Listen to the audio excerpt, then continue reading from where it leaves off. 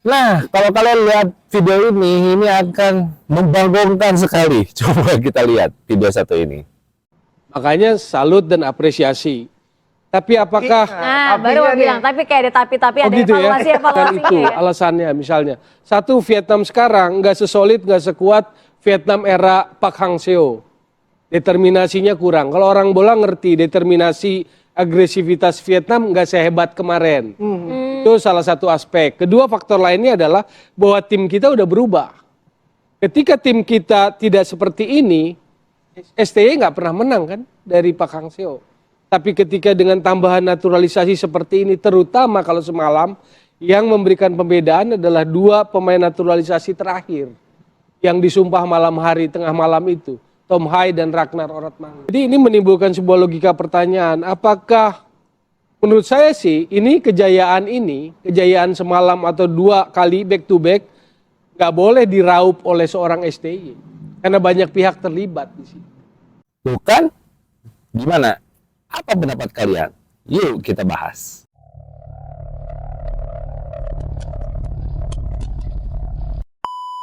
Nah, kalau tadi Bung Toel bilang Vietnam itu nggak sehebat pas zamannya Pak Hang Seo gitu loh, dan dibandingkan dengan zaman sekarang, ya kalau gua pribadi gitu ya, kalau gua pribadi itu bukan alasan.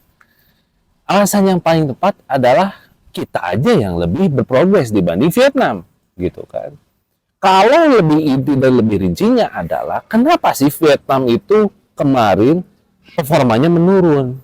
Karena mereka itu tidak melakukan langkah progresif seperti apa yang dilakukan oleh timnas Indonesia. Sebenarnya banyak juga pemain-pemain Vietnam itu yang overseas, yang abroad, yang diaspora gitu kan. Itu banyak juga pemain Vietnam yang main di luar negeri. Cuman bedanya Vietnam itu tidak mau mengambil langkah progresif seperti apa yang dilakukan timnas Indonesia. Kenapa? Karena ada permasalahan beda pandangan di politik negara tersebut, yaitu Vietnam.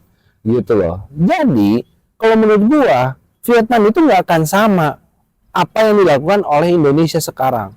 Jadi sulit lah, gitu loh.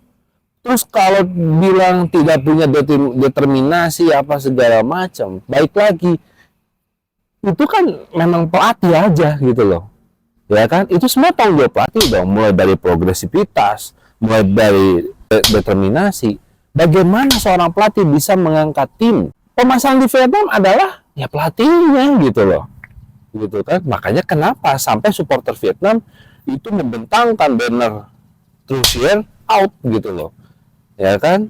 Nah, terus yang paling aneh dan mencengangkan bahwa Bung Toel bilang, ya STW kan waktu sebelum naturalisasi dan sekarang ada naturalisasi, progresnya beda. Dulu zaman naturalisasi itu tidak berkembang, nggak pernah menang juga. Gini ya, kalau memang SDM kita tidak mumpuni, itu siapa yang mau disalahin? Mau sehebat apapun strategi pelatih, kalau pemainnya nggak ngerti, percuma juga. Kalau misalnya pelatih guru tiki-taka, tapi pemainnya nggak ngerti masalah passing, itu salah siapa? Baik lagi, gitu. Jadi Sintayong nggak bisa disalahkan, karena menurut gua terlalu naif kita atau terlalu tega kita kalau misalnya Sintayong itu serba disalahkan di situ. Setuju nggak dengan omongan gua? Karena ini Bung Toel itu gimana ya? Menurut gua dia tuh pandit lama, tapi pandit yang apa ya? Dia punya sentimen. Jujur aja ini kayak sentimen pribadi gitu loh. Jadi gua agak gatal juga. Ini manusia dikasih panggung terus di TV gitu kan. Ngomong sana ngalir ngidul segala macam dan membutakan bahwa progres timnas itu sekarang berprogres dengan adanya naturalisasi, ya, dengan adanya naturalisasi mereka itu bisa menjadi simbol bagi pemain lokal untuk mengaca, oh ini loh yang dinamakan main bola, gitu loh. Selama ini apa sih yang udah didapat sama timnas? Apa prestasi timnas, gitu loh. Dan gue yakin sampai detik ini bahwa kita akan lolos ke babak selanjutnya. Apa gitu proses itu? Apa kita gambarannya cuma AFF doang. Kalau menurut gue sih, Bung Toel kayaknya memang ukurannya AFF doang kayaknya. Ya sorry to say gitu. AFF tuh apa sih? Walaupun sekarang gue dengar AFF sekarang mau dimasukin ke agenda FIFA. Tapi tolak ukur kita apa kalau hanya menang terus tanpa berprogres? Janganlah kita terlalu sensitif dengan naturalisasi. Mereka itu diaspora, mereka itu punya half blood.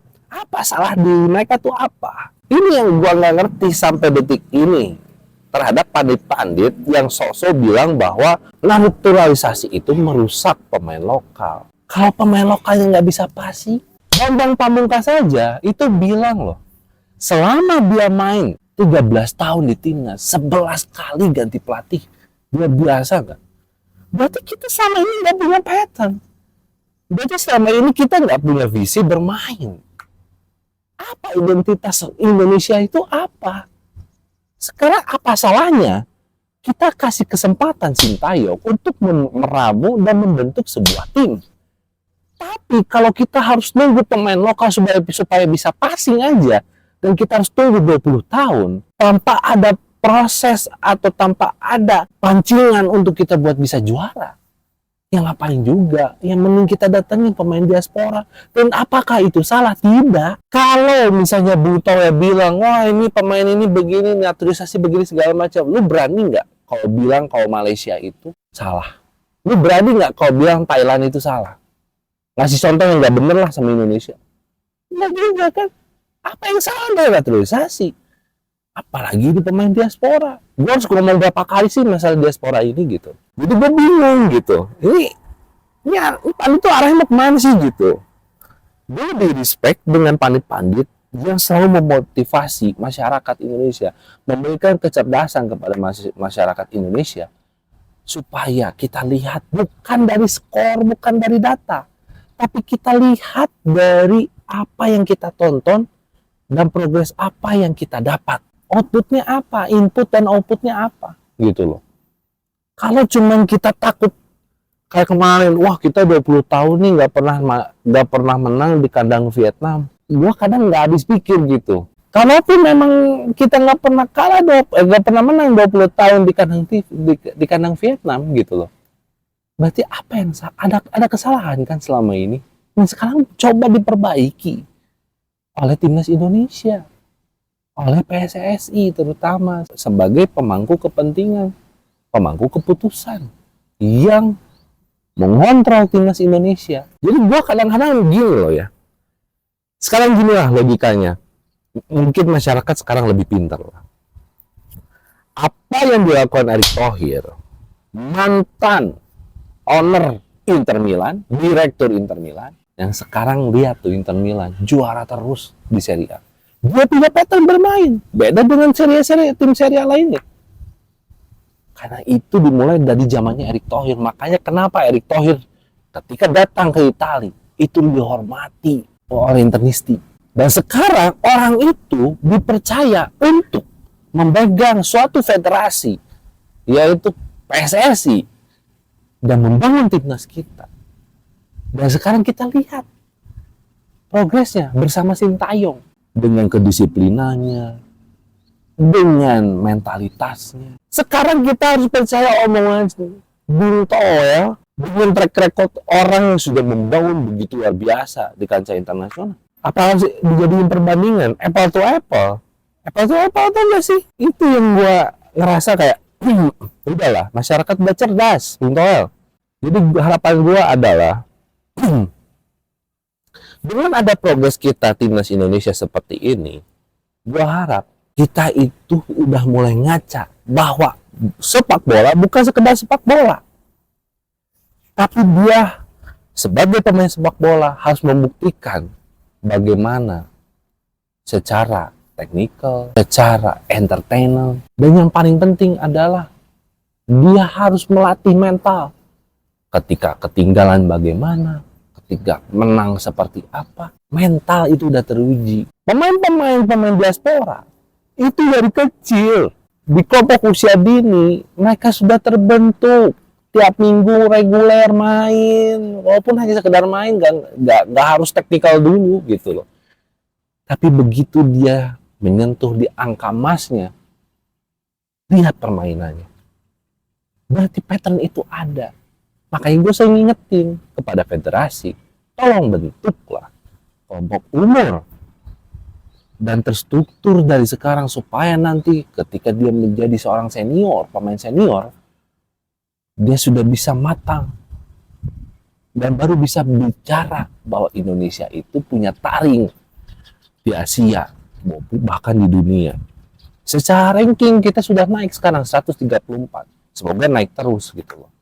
Jadi ya, pesan gua terhadap netizen ya, apalagi yang kontra terhadap pergerakan Sintayong sekarang, ayo segera sadar. Sepak bola tuh bukan kayak zaman dulu gitu. Ya. Sekarang udah modern. Sekarang tuh nggak katrok gitu loh. Dan kita dukung apa yang dilakukan oleh Sintayong. Progres ini udah bagus banget. Ya. Supaya pemain-pemain lokal bisa ngaca juga sama pemain-pemain diaspora. Oh gini loh ternyata bermain sepak bola tuh. Oke? Itu aja dari gua. Semoga video ini bermanfaat.